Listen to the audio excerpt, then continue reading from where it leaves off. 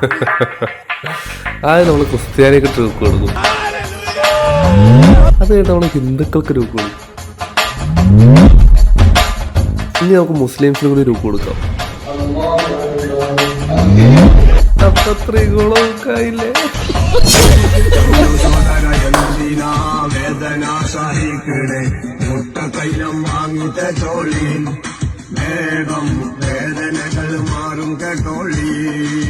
Is it true that Muslims also practice polygamy? Yes. Would you accept another wife into your marriage? In our religion, it says. ആണോ? എന്നാ അങ്ങോട്ട് മാറി. ആഹാ, രജനിയേ ദൈവം, ദൈവമേ രജനി, രജനിയേ ദൈവം, ദൈവമേ Rajani.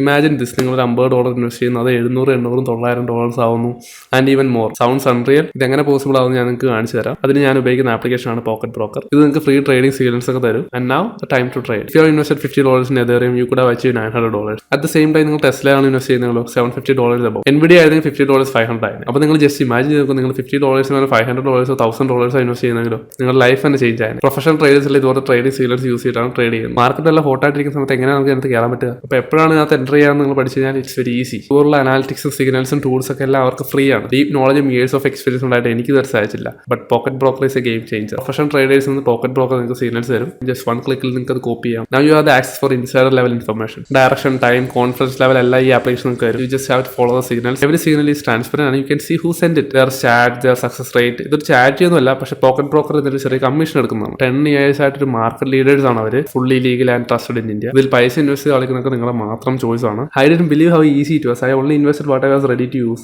and check my balance now. Let's take a signal and copy it. And here is the result. Start profiting today. നിങ്ങൾക്ക് try ചെയ്ത് നോക്കാവുന്നതാണ്. Register through my link in the comment section and use my promo code JOKU and get 100% bonus for your first deposit. നിങ്ങളുടെ life തന്നെ change ആയിരുന്നു. Professional ട്രേഡേഴ്സിൽ ഇതുപോലെ trading sequence use ചെയ്തിട്ടാണ് trade ചെയ്യുന്നത്. Market എല്ലാം ഹോട്ട് ആയിട്ടിരിക്കുന്ന സമയത്ത് എങ്ങനെയാണ് നമുക്ക് അതിനകത്ത് കയറാൻ പറ്റുക? അപ്പോൾ എപ്പോഴാണ് ഇതിനകത്ത് എൻ്റർ ചെയ്യാമെന്ന് നിങ്ങൾ പഠിച്ചു കഴിഞ്ഞാൽ ഇറ്റ്സ് വെരി ഈസി.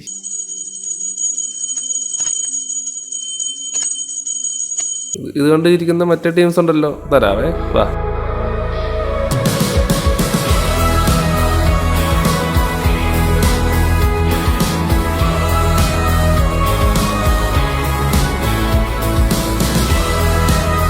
ഇതിപ്പോ ഇതും അതും തമ്മിൽ എന്താ വ്യത്യാസം?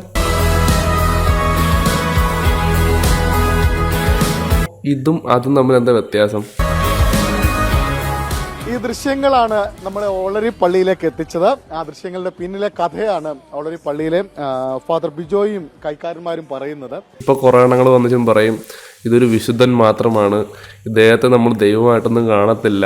കഴിഞ്ഞ മാസം വിശുദ്ധനായി പ്രഖ്യാപിച്ച ഒരു വിശുദ്ധന്റെ തിരുശേഷിപ്പാണ് നമ്മുടെ ഇടവകയിലേക്ക് കൊണ്ടുവന്നത്. 15 വയസ്സിലാണ് അദ്ദേഹം മരിക്കുന്നത്. അപ്പൊ എന്തിനാണ് ഈ വിശുദ്ധന്മാരെന്ന് ചോദിച്ചു കഴിഞ്ഞാൽ അപ്പി പറ്റുകൾ പറയും കർത്താവായിട്ട് ഏറ്റവും കൂടുതൽ ക്ലോസ് കോൺടാക്ട് ഉള്ള ടീംസ് ആയിരിക്കും വിശുദ്ധന്മാർ. അപ്പൊ നമ്മൾ ഇതുവഴി പ്രാർത്ഥിച്ചു കഴിഞ്ഞാൽ പെട്ടെന്ന് അനുഗ്രഹം കിട്ടും.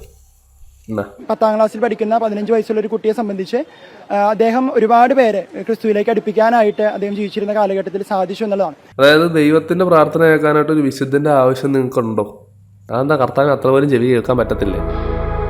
എന്തോന്നടയത് അച്ഛൻ ലിറ്ററലി ധൂപ ആട്ടിക്കൊണ്ട് ആരാധിക്കുന്നതിന് തുല്യമാക്കി കളഞ്ഞത്.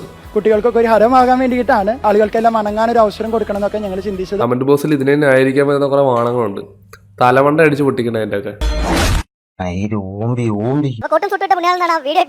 സൈബർ വിശുദ്ധൻ, അദ്ദേഹത്തെ സൈബർ വിശുദ്ധൻ എന്നാണ് അറിയപ്പെടുന്നത്. രണ്ടാമത്തെ കാര്യം, do not worship statue, it's a sin. Meanwhile Christians having maximum number of statues all over. അതെ, വിശുദ്ധൻ ഈ വിശുദ്ധന്റെ പ്രതിമ നിങ്ങളൊന്ന് സൂക്ഷിച്ചു വയ്ക്കുക. കയ്യില് ഫോണ്, ടീഷർട്ടും പാൻസും ഇട്ട് കയ്യില് ഫോണൊക്കെ ആയിട്ടുള്ള വിശുദ്ധൻ.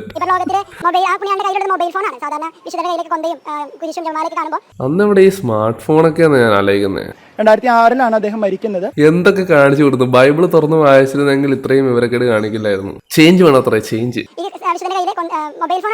അമ്പും വില്ലും വന്നു, കുന്തവും വന്നു, മൊബൈലും വന്നു, ഇനി AK-47 കൂടി വരും. സത്യം. യുവാക്കളൊരു ഏറെ ഹരം പിടിപ്പിക്കുന്ന ഒരു കാര്യം തന്നെയാണ്. അപ്പൊ അതാണ് വിശുദ്ധ കാർലോ അക്വിറ്റിസിന്റെ തിരുശേഷിപ്പാണ്. കോമഡി ഇതൊന്നുമല്ല, സഭയ്ക്കോ വിവരമില്ല, വിശ്വാസികൾ എന്ന് പറയുന്ന മൊണ്ണകൾക്കും വിവരമില്ല. Many are misunderstanding this. In Christianity worship ആരാധന is given to only God alone. ഓ കണ്ട, ഞാൻ പറഞ്ഞില്ലേ, നേരത്തെ പറഞ്ഞ അതേ സാധനം തന്നെ. അപ്പൊ നിങ്ങൾ ശ്രദ്ധിച്ചു കഴിഞ്ഞാൽ യൂത്തന്മാരൊക്കെ പള്ളിയിൽ പോക്ക് നിർത്തി. ഒരുപാട് പേര് ഇപ്പൊ പള്ളിയിൽ പോകുന്നില്ല. പള്ളിയുടെ കാര്യം മാത്രമല്ല, അമ്പലത്തിലാണെങ്കിലും മുസ്ലിം പള്ളിയിലാണെങ്കിലും എല്ലാവരും പോക്ക് കുറച്ചു. അത് കാരണം ഈ പോക്ക് കൂട്ടണമല്ലോ. ടീഷർട്ട് ഇട്ട് പള്ളിയിൽ വരരുത് എന്ന് പറഞ്ഞ അച്ഛനിപ്പോ ആരായി? ദൈവത്തെ ഓർത്ത് നിക്കർ ചെയ്യിപ്പിക്കരുത്. ഇപ്പൊ വിശുദ്ധൻ, കുറച്ചു കഴിഞ്ഞാൽ ദൈവം. സത്യം, കാലത്തിന്റെ ഒരു വളർച്ചയെ. ലേ ഗോപൻ സ്വാമി, ഞാൻ എന്നാ പൊട്ടനാ? അപ്പൊ ഞാൻ പൊട്ടനാ? ഇത്രയും ഞാൻ ചെയ്തുകൊണ്ടിരിക്കുന്നു, ഞാൻ പൊട്ടനാ? മറ്റുള്ളവരുടെയൊക്കെ ആചാരങ്ങൾ കണ്ട് കുലുങ്ങിച്ചിരിക്കുന്ന നിങ്ങൾ എന്ത് പോക്രത്തരാണ് കാണിക്കുന്നതെന്ന് ഒരു നിമിഷം ആലോചിച്ച് നോക്കുക. വിഗ്രഹങ്ങളുടെ അടുക്കലേക്ക് തിരിയരുത്, ദേവന്മാരെ നിങ്ങൾ വാർത്തുണ്ടാക്കരുത്, ഞാൻ നിങ്ങളുടെ ദൈവമായ യഹോവയാവുന്നു. ലേവ്യ പുസ്തകം 19:4. ഇത്രയും മരമണ്ണന്മാർ കേരളത്തിലുണ്ടല്ലോ എന്ന് ഓർക്കുമ്പോഴാണ് എന്തോന്ന് പറയുന്നതൊക്കെ. നേരത്തെ ഞാൻ മറ്റേ രജനിയെ ദൈവമേ രജനി കാണിച്ചപ്പോൾ കുലുങ്ങി ചിരിച്ച ആൾക്കാര് ഇത് കാണുമ്പോൾ മാത്രം ഭയങ്കര ഭക്തിയിൽ മുഴുകും. എന്തോന്നടേ ഇത്? തലച്ചോറില്ലേടേ? തലച്ചോറിന് പകരം പൊതിച്ചോറാണോ? അയ്യോ, മറ്റേ ടീംസ് പോലെ, മറ്റേ ടീംസിനുള്ളത് തരാം. എല്ലാത്തിലും തെരിഞ്ഞ്. എന്നാ പിടിച്ചോ. പാലക്കാട് മുലപ്പാൽ തൊണ്ടയിൽ കുടുങ്ങി 4 മാസം പ്രായമുള്ള കുഞ്ഞിന്റെ ദാരുണാന്ത്യം. കമന്റ് നോക്കട്ടെ. ആ അമ്മയ്ക്ക് പടച്ചവൻ ക്ഷമ കൊടുക്കട്ടെ. ഇവിടെ കൊച്ചിന്റെ തൊണ്ടയിൽ പാല് കുടുങ്ങി കൊച്ചു മരിച്ചതിന് നിന്റെ പടച്ചോ ക്ഷമ കൊടുക്കുക. എന്തുവാടാ ഇതൊക്കെ? ക്ഷമ കൊടുക്കുന്നതിന് പകരം ആ കൊച്ചിനെ അങ്ങോട്ട് രക്ഷിച്ചിരുന്നെങ്കിൽ നിന്റെ അള്ളാഹുന് ഞാൻ ക്ഷമ കൊടുത്തേ. ഇങ്ങനെ കുറെ ആളുകള് അള്ളാഹുവിന്റെ അത്ഭുതങ്ങളാണ്. പഠിക്കണ സമയത്ത് ഇത് ചന്ദ്രൻ പിളർന്ന സംഭവം. എന്നിട്ട് ഫെവിക്കോൾ വെച്ച് ഒട്ടിച്ചു.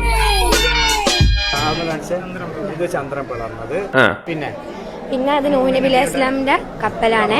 ടൈറ്റാനിക് ആണോ? യൂസുഫ് നബി അലൈഹി ഇസ്ലാമിനെ സഹോദരങ്ങളെ കൊല്ലാനായി കിണറ്റിലിട്ടപ്പോ അള്ളാഹ് പ്രൊട്ടക്ട് ചെയ്ത കിണറാ സംഭവം. ഞാൻ വിചാരിച്ചു മറ്റേ കർത്താവ് വെള്ളം വീഞ്ഞാക്കി പകർത്തിയ ആ ഭരണി വല്ലതായിരിക്കും. ഇത് യൂനുസ് നബി അലൈഹി ഇസ്ലാമിനെ വിരിഞ്ഞ തിമിംഗലത്തിൻ്റെത്.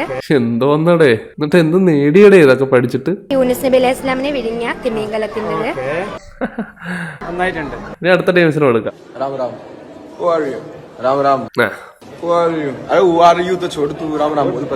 ഇങ്ങനെ കുറെ ഹിന്ദു ആളുകളുണ്ട് നോർത്ത് സൈഡിലേക്ക് പോയി കഴിഞ്ഞാല് യുവമാര് പറയുന്ന പോലെ പറഞ്ഞില്ലെങ്കിൽ യുവമാര് ഭയങ്കര അക്രമാസക്തരാകും.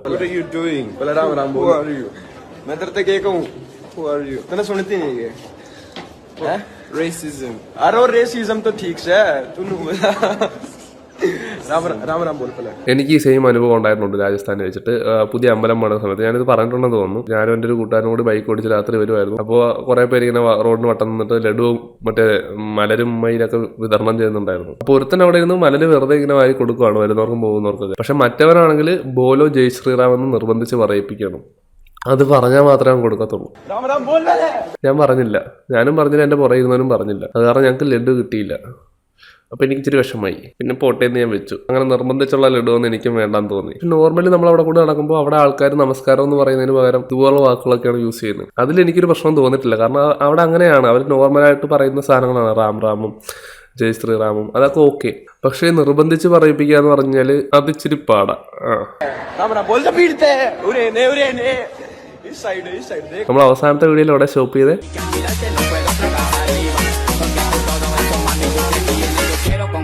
Porque sé que me conviene, quiere voy a darle porque si te y de nuevo ella quiere voy a darle okay. ഇത് ചിലപ്പോൾ സീരിയസിലെ ക്ലിപ്പായിരിക്കും, അല്ലെങ്കിൽ അവന്മാർ കളിയാക്കാൻ വേണ്ടി ചെയ്തായിരിക്കും. പക്ഷെ ഞാനൊരു കാര്യം പറട്ടെ, കഴിഞ്ഞ റിയാക്ഷനിൽ ഞാനൊരു ക്ലിപ്പ് നിങ്ങളെ കാണിച്ചായിരുന്നു. അത് വിശ്വാസമാണെന്ന് വിശ്വസിക്കുന്ന പല മണ്ടന്മാരെ നമ്മൾ കണ്ടിരുന്നു. Amin. Azizata. Amin. Dashulisat Milisata. Amin. Asta Maradis da Utomitu. എന്തുവാടാ ഈ കാണിക്കുന്നത്? Alexandre Makalita Mamisata. Amin.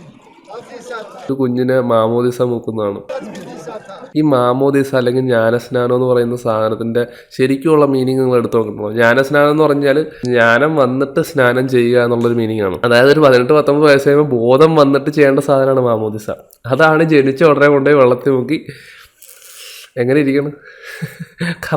ബൈബിളിൽ കർത്താവ് ഒരു ജ്ഞാനസ്നാനം സ്വീകരിച്ചത് ഏത് പ്രായത്തിലാണ്? എന്റെയൊക്കെ പ്രായത്തിലാണ്. ഇവിടെ എന്താ കാണിക്കുന്നത്? ഇതാണ് ഞാൻ പറഞ്ഞത്, നിങ്ങൾ വലിയ സംഭവമാണെന്ന് വിചാരിക്കുന്ന പല കാര്യങ്ങളും മറ്റുള്ളവർക്ക് കോമഡിയാണ്.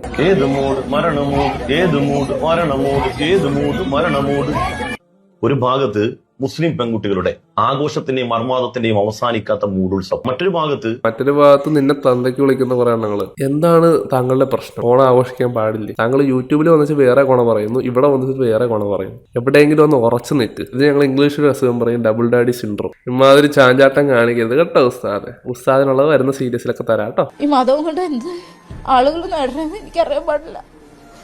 ഒരു ജീവൻ കൊടുത്ത് സ്നേഹിക്കാൻ സ്നേഹമുള്ളവരെയൊക്കെ മതം എന്ന് പറഞ്ഞ് തരം താഴ്ത്തുന്നതേ ക്രൂരതയാ. എനിക്ക് അത്ര പറയാം. മരിച്ചുപോയ സോന എന്ന് പറയുന്ന പെൺകുട്ടിയുടെ അമ്മ പറയുന്നതാണ്, മതം കൊണ്ട് ആർക്കാണ് പ്രയോജനം, എന്ത് പ്രയോജനമാണുള്ളത്? ഈ റമീസ് എന്ന് പറയുന്ന പയ്യന് 25 വയസ്സിൽ താഴെയല്ലേ പ്രായം. അവനെ അങ്ങനെ പ്രേരിപ്പിക്കുന്ന കാര്യം എന്താണ്? കല്യാണം കഴിക്കാൻ പോകുന്ന പെണ്ണ് ക്രിസ്ത്യാനിയാണ്, അവൻ ക്രിസ്ത്യാനി പെണ്ണെയാണ് സ്നേഹിച്ചത്. ഇത്ര കഷ്ടപ്പെട്ട് മതപരിവർത്തനം നടത്തേണ്ട ആവശ്യം എന്താണ് അവന്? അല്ലെങ്കിൽ പിന്നെ അവൻ മുസ്ലിം പെണ്ണിനെ സ്നേഹിക്കണമായിരുന്നു. അപ്പൊ പിന്നെ ഈ ബുദ്ധിമുട്ട് വരില്ലായിരുന്നു. ആരോ കളിയാക്കി പറയുന്നത് കേട്ടിട്ടുണ്ട്, മതം എന്ന് പറയുന്നത് നമ്മൾ ഉള്ളിൽ ധരിക്കുന്ന ഷഡ്ഡി പോലെയാണെന്ന്. നമുക്ക് വേണമെങ്കിൽ ധരിക്കാം, വേണമെങ്കിൽ ധരിക്കണ്ട. പക്ഷെ ഞാൻ ഇടുന്ന ഷഡ്ഡി നിങ്ങളും ധരിക്കണമെന്ന് പറയുന്നത് എത്ര വലിയ തെണ്ടിത്തരമാണ്. ഇത് ഇവര് മാത്രമല്ല, ക്രിസ്ത്യാനികളും കാണിക്കും. ഈ മതപരിവർത്തനം എന്ന് പറഞ്ഞ നാറിയ പരിപാടി മുസ്ലിങ്ങളുടെ മാത്രം കുത്തകയല്ല, ക്രിസ്ത്യാനികൾക്കുണ്ട്. ഒരു ക്രിസ്ത്യാനിയായ ഒരു പയ്യൻ ഒരു ഹിന്ദു പെണ്ണിനെ സ്നേഹിച്ചു കഴിഞ്ഞാൽ, അല്ലെങ്കിൽ ഒരു മുസ്ലിം പെണ്ണിനെ സ്നേഹിച്ചാൽ അവൾ ഇവന്റെ കൂടെ ഇറങ്ങി വന്നു കഴിഞ്ഞാൽ മതം മാറിയിരിക്കണം, അല്ലെങ്കിൽ സമുദായത്തിന് വല്ലാത്ത പ്രശ്നമാണ്. എല്ലാവരും കൂടി നിർബന്ധിച്ച് മതം മാറ്റും, എന്നാലേ പള്ളിയിൽ കല്യാണം നടക്കുള്ളൂ. ക്രിസ്ത്യാനികളുടെ കേസിൽ, മുസ്ലിങ്ങളുടെ കേസിൽ തന്നെയാണ്. കമന്റ് ബോക്സിൽ വന്ന് ചിലർ പറയും, നീ ഖുറാൻ ഒരു തവണ വായിച്ചു നോക്ക്, മെസ്സേജ് അയച്ച് പറയും ഖുറാൻ ഒരു തവണ പഠിക്കാം. അതങ്ങനെ രണ്ടും കെട്ട വർത്താനം പറയും. ഒരിടത്തുനിന്ന് പറയും പൂർണ്ണമായി വിശ്വസിക്കുകയും അത് പാലിക്കാൻ ശ്രമിക്കുകയും കൂടി ചെയ്യണം. ലിപ്സ്റ്റിക്കും ഉപയോഗിക്കാൻ പാടില്ല.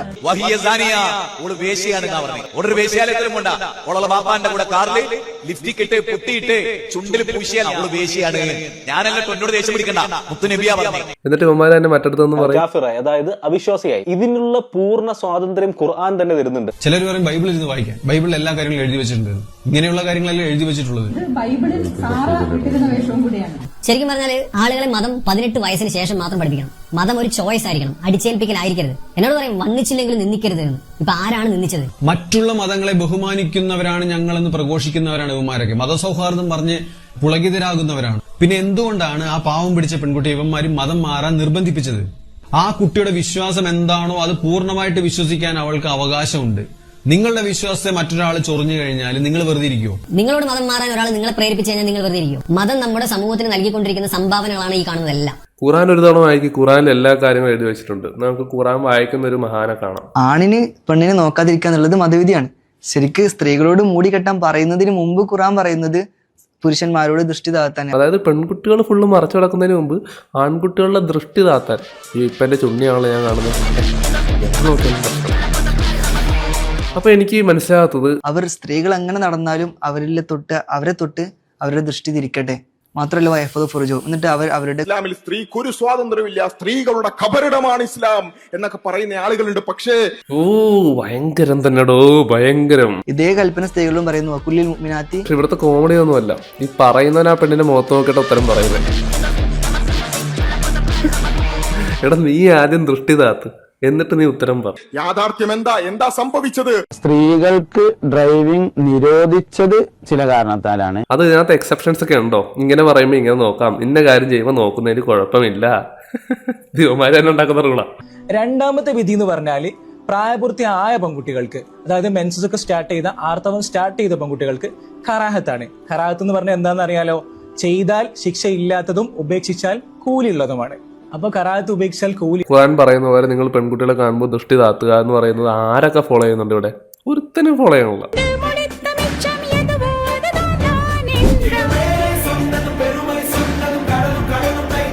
സ്ത്രീനൊരു വീട്ടിൽ നിന്ന് പറഞ്ഞേക്കുമ്പോ അവർക്ക് ആവശ്യമുള്ള സ്വർണം കൊടുക്കണ്ടേ?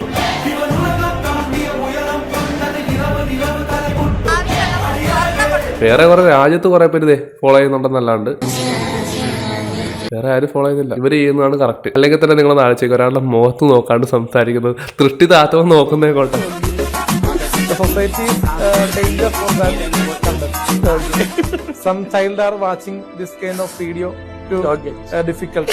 നിങ്ങളൊന്ന് ആലോചിക്കുക, ഒരു മുസ്ലിം ഒരു പെൺകുട്ടിയുടെ ഫ്രണ്ടിൽ ചോദിച്ചു, ഖുറാൻ പറഞ്ഞിട്ടുണ്ട് ദൃഷ്ടി താത്തുന്നു, നേരെ കണ്ണു പോകുന്നത് മാറിടത്തിലേക്ക്. അവിടുന്ന് അടി ആദ്യം അവിടുന്ന് കിട്ടും. ഇനി ദൃഷ്ടി താത്തുക എന്നുള്ളത് ദൃഷ്ടി മാറ്റുക എന്നാണെങ്കിൽ തന്നെ അതെന്തൊരു കോമഡിയാ. ഒരാൾ നമ്മളോട് സംസാരിക്കാതെ നമ്മൾ വേറെ സ്ഥലത്തേക്ക് നോക്കിക്കൊണ്ടിരിക്കുന്നു. പഠിപ്പിക്കുന്ന ടീച്ചർ പഠിപ്പിക്കുന്ന സമയത്ത് നിങ്ങളെല്ലാം കൂടി ടീച്ചറാണ് ദൃഷ്ടി താത്തിയേക്കാം, മാറ്റി നിർത്തി. ടീച്ചർ അങ്ങോട്ട് നോക്കിയിരുന്ന് പഠിപ്പിച്ചോ, അല്ലെങ്കിൽ ഞങ്ങൾ പിള്ളേരെല്ലാം കൂടി ഇങ്ങോട്ട് നോക്കി വലത്തോട്ട് തിരിച്ചിരിക്കാം, ടീച്ചർ ഇടത്തോട്ട് തിരിച്ചിരിക്കും. എന്തോന്നാണ് ഇത്? വീഡിയോ ഉണ്ട്.